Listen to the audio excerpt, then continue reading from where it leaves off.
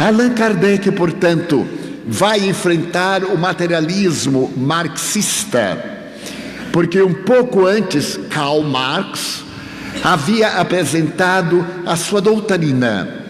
Ele era discípulo de Spencer, o materialista inglês, e estava também na Inglaterra.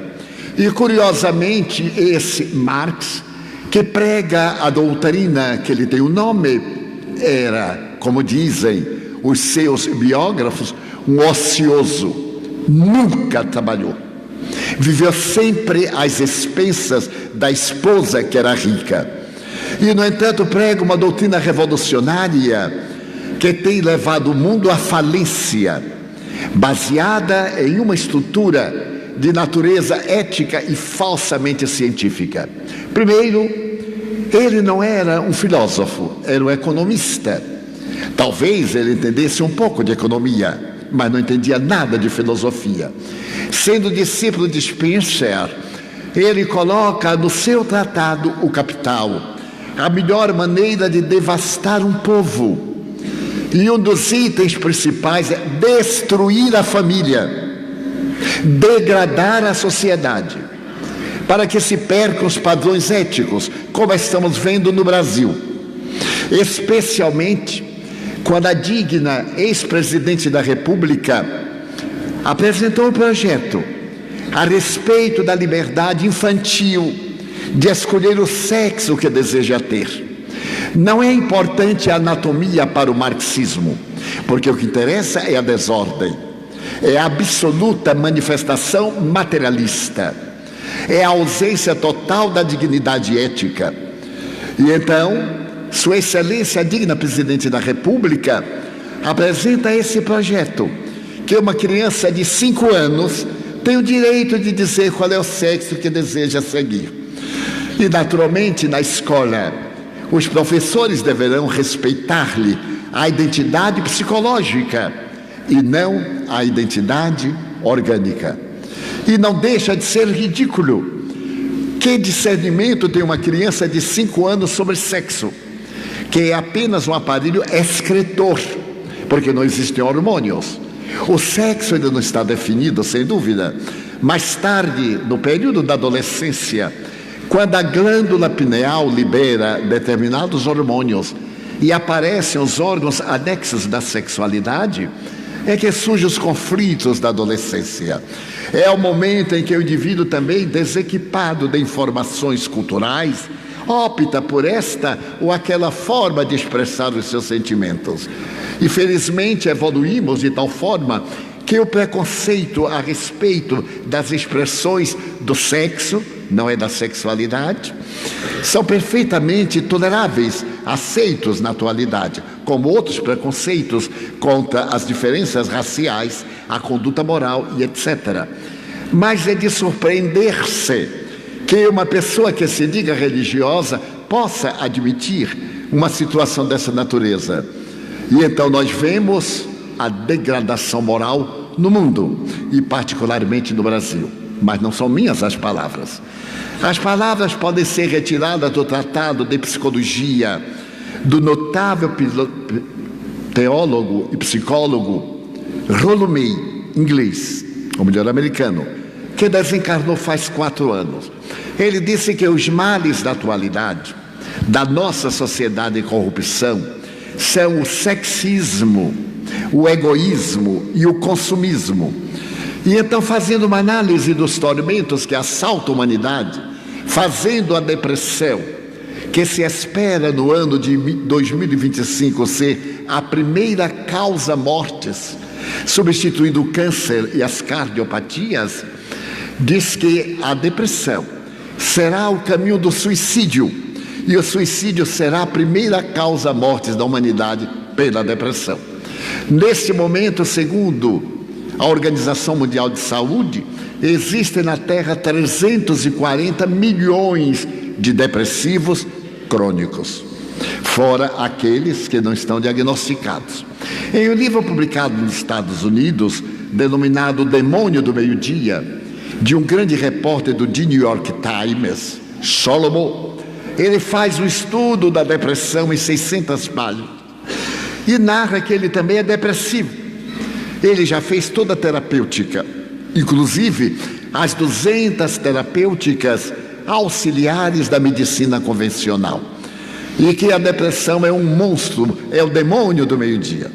Depois que eu tive a ocasião de ler este livro, e um amigo americano conseguiu dele o autógrafo na sua obra em inglês, mandando-me, bem, eu não falo inglês, mas eu li a tradução em português e também li com dicionário em inglês.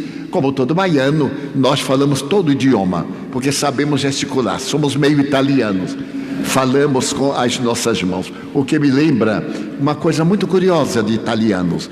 Houve um acidente no navio e 2 italianos caíram ao mar.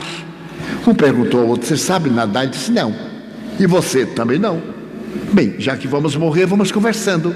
E conversando, eles chegaram à praia, porque conversam com as mãos. Então, eu também, de alguma forma, conversando, tenho lido algumas obras curiosas. E cheguei a uma conclusão muito peculiar sobre a depressão. Em 10 pessoas, 3 já foram depressivas.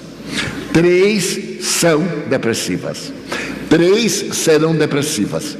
E aquele que escapa vai tomar um choque tão grande que fica depressivo também. Então, nesse auditório, que eu calculo umas 2.000 pessoas aproximadamente, dentro dessa base, multiplique por 3 e veremos quanto depressivos somos, porque também eu tenho surto, sou uma criatura humana. Mas bem, então o que observamos?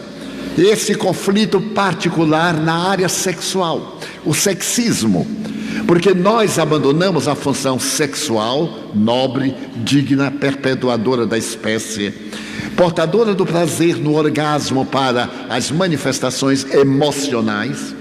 O indivíduo completo, ele deve viver uma sexualidade saudável para poder, naturalmente, apresentar um estado de harmonia. Segundo o notável pai da psicologia analítica, Carl Gustav Jung, todos nós temos arquétipos: o ego, o self, a sombra, mas principalmente o ânimos e a ânima. Todos os homens têm uma partícula de ânima, equivale dizer algo da sexualidade feminina, e todas as mulheres têm algo do ânimos, da sexualidade masculina. Trata-se aqui de um processo da evolução antropológica. Nós somos herdeiros da evolução genética, do ponto de vista biológico materialista, mas do ponto de vista espírita, questão número 200, número 201, 202 do Livro dos Espíritos, o sexo é uma expressão que a divindade nos concede para a perpetuação, como nos animais e nas plantas. Mas também temos animais e plantas assexuadas. Então, na sexologia, nós temos várias expressões de comportamento. Há indivíduos assexuados, isto é, eles têm os órgãos, mas não têm função. A frigidez e a impotência. Logo depois, nós temos o fenômeno da organização e da emoção. A masculinidade, a feminilidade. Portanto, as manifestações do sexo tradicional para a reprodução. Mas também nós temos o sexo sob determinadas injunções. A psicologia não corresponde à anatomia. Nós temos o homossexualismo. E por fim, durante o período do rock metálico, surgiu a bissexualidade. Ela não existe. A bissexualidade, do ponto de vista técnico, nada mais é do que o abuso do sexo e a busca de novos prazeres. Nós teríamos o hermafroditismo, que é patológico. No entanto, aí estão as 4 expressões. Não nos importe, do ponto de vista sexológico, a função que o indivíduo queira exercer, merece respeito, desde que se respeite e nos respeite a todos nós. Então, nós estamos diante de um fenômeno biológico, psicológico e ético. Então surge o marxismo para poder corromper a sociedade e mantermos no estado de materialismo vil, perverso, mais cruel do que o nadaísmo, o existencialismo de Jean-Paul Sartre e Madame de Beauvoir. Aparece agora, e estamos numa sociedade atormentada, em que o sexo deixa de ser uma necessidade biológica para ser nada mais, nada menos do que erotismo.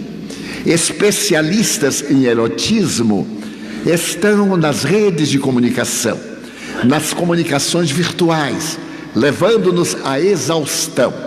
E o que responde a psicologia?